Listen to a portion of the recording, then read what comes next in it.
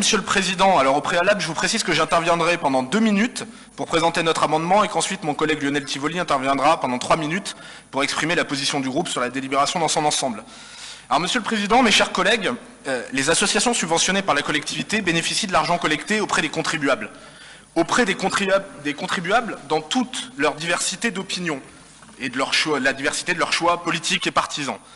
Et il nous apparaît dès lors nécessaire, par respect pour ceux-ci, que les associations bénéficiant de manière indirecte de leur soutien s'astreignent à respecter une stricte neutralité politique et veillent ainsi scrupuleusement à ne pas intervenir dans le champ électoral.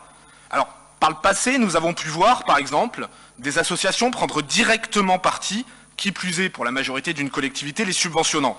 Or, le concret parlant toujours davantage que les généralités, je me référerai par exemple à un cas que vous connaissez bien, Monsieur le Président, en évoquant les dernières élections départementales dans les Alpes-Maritimes.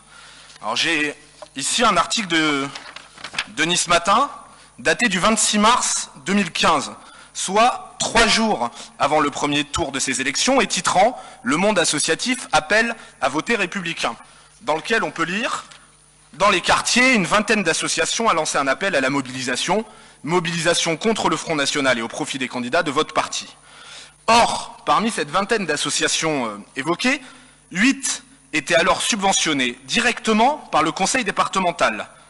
Plus récemment, la semaine dernière, au conseil municipal de Nice, vous avez voté une enveloppe de 240 000 € pour des projets concernant 2 d'entre elles, Page et Épilogue, 170 000 pour l'une, 70 000 pour l'autre.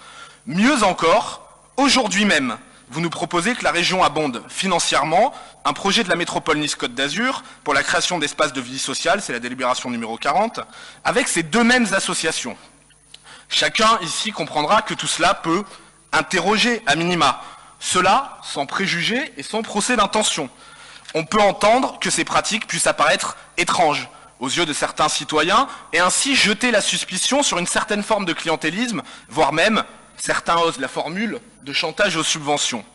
L'amendement que nous vous demandons d'adopter, mes chers collègues, permettra justement d'en finir avec le doute, d'en revenir à une gestion plus saine et sereine, et ainsi de rendre la gestion à la fois de notre collectivité et du tissu associatif, et la relation entre les deux, encore une fois, plus saine et sereine.